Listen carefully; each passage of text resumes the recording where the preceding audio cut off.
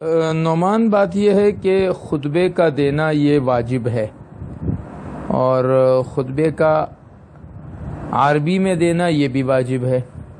لہٰذا اگر کوئی ایسا نہیں کرتا، کسی اور زبان میں خطبہ دیتا ہے،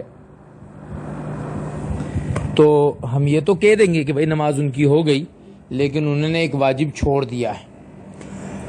اب اس کی وجہ یہ ہے کہ جیسے دیکھیے، ایک آدمی آیا مسجد میں، اس نے اسپیکر کھولا اور اس نے کہنا شروع کر دیا اللہ بڑے ہیں، اللہ بہت بڑے ہیں، اللہ بڑے ہیں، اللہ بڑے ہیں، گواہی دیتا ہوں کہ اللہ کے سوا معبود نہیں، گواہی دیتا ہوں کہ اللہ کے سوا معبود نہیں، حضور صلی اللہ علیہ وسلم اللہ کے رسول ہے، حضور صلی اللہ علیہ وسلم کے اللہ کے رسول ہے، آؤ نماز کی طرف، آؤ کامیابی کی طرف، اللہ بڑے ہیں، اللہ بڑے ہیں۔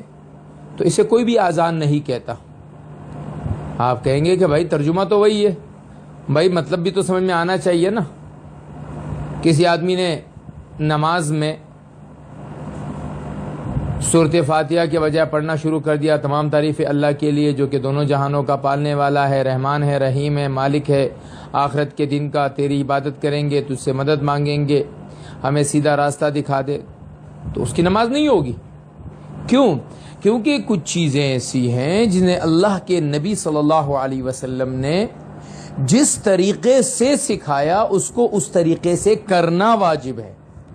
اس کو اپنی عقل سے کہ جی خطبہ سمجھ میں نہیں آتا، وہ تو تمہاری کمزوری ہے کہ تم نے عربی کو وہ مقام ہی نہیں دیا۔ انگریزی تمہیں سمجھ میں آتی ہے، انگریزی خبریں سمجھ میں آتی ہے، انگریزی انٹرویوز، انگریزی کومنٹری سمجھ میں آتی ہے، انگریزی فلمیں سمجھ میں آتی ہے، عربی سمجھ میں نہیں آتی، تو تمہاری کمزوری ہے۔ اب تم اپنی کمزوری کے لیے دین کی شریعت کی بنیادوں کو چینج کرنا شروع کر دو، تو یہ غلط ہے۔